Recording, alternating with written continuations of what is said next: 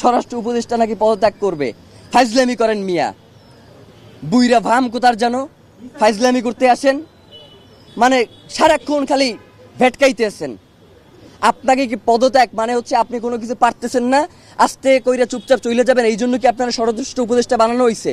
ওই জায়গা দিয়ে আপনি লড়তে পারবেন না। আপনার পুরো এই ঘটনার সাথে কারা কারা জড়িত এইটা নিশ্চিত কইরা আপনি এইখান থেকে যাইবেন, এর আগে আপনি কোনো জায়গায় যাইতে পারবেন না। মানে হইলো যাইয়া আপনি যাবেন, কোনো সমস্যা নাই, তার আগে বলবেন যে আপনারা কে বাধা দিছে এই দায়িত্ব পালন করতে, আপনি কার কার জন্য এই দায়িত্ব পালন করতে পারেন নাই, কে এই খুনের তদন্ত করতে আপনারা বাধা দিছে, সব কথা বইলে দিয়া এরপর আপনি যাইতে হইবে। এছাড়া আপনার যাওয়ারও কোনো সুযোগ নাই। এবং ডক্টর ইউনূসকেও আমরা বলতে চাই যে বাংলাদেশের জনগণ আপনাকে প্রধান উপদেষ্টা বানাইছে এই জনগণের স্বাধীনতা সার্বভৌমত্বকে টিকিয়ে রাখার জন্য। জানাজার মাঠে আপনি বলেছেন যে আপনি শরীফ ওসমান হাদিকে ধারণ করেন, কিন্তু একবারের জন্য আপনি জানাজার ময়দানে বলেন নাই যে খুনের বিচারের ব্যাপারে আপনি কি করবেন। মানে এই যে এত বড় একটা হত্যাকাণ্ড হইলো, এর বিচারের জন্য আপনি কি কি পদক্ষেপ নেবেন সেইটা আপনার মুখ থেকে আমরা শুনতে পারি নাই। মানে আপনার যে অসহায়ত্ব সেইটা আমরা দেখতে পাইছি। আপনি আসলে কিসের কারণে অসহায় সেইটা আমরা জানতে চাই। আপনাকে কে অসহায় করে তুললো এইটা আমাদের কাছে আপনার জানাইতে হবে। মানে এইটা না জানাইয়া তড়িঘড়ি করে নির্বাচন দিয়ে এরপর আপনি চলে যাবেন, এইটা হবে না। নির্বাচনের আগে বিচার নিশ্চিত করতে হবে, এরপর নির্বাচনের আগে কোনো নির্বাচন হবে না।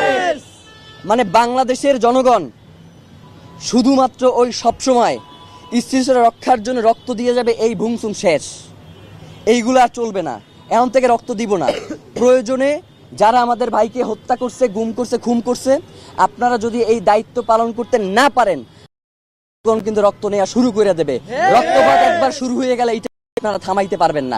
সুতরাং আপনাদেরকে হুঁশিয়ারি করে বলতে চাই যে অতি দ্রুত ওসমান হাদির খুনের সাথে যারা জড়িত তাদেরকে দ্রুত গ্রেফতার করেন। আপনারা যদি সুস্পষ্টভাবে আমাদেরকে বলেন যে খুনি ভারতে পলায়ে গেছে, তাইলে কি করতে হবে? তাইলে যেইটা করতে হবে সেটা হচ্ছে বাংলাদেশে একটা বন্দি বিনিময় চুক্তি আছে, আপনারা জানেন না? এই যে উলফা নেতাদেরকে যে বন্দি বিনিময় চুক্তির মাধ্যমে ভারতে পাঠানো হয়েছে, আপনারা দেখেন নাই? উলফা নেতারা খালি বাংলাদেশ থেকে ভারতে পাঠানো যায়, ভারত থেকে দিল্লির ওই কুত্তা শেখ হাসিনারে বাংলাদেশে আনা যায় না।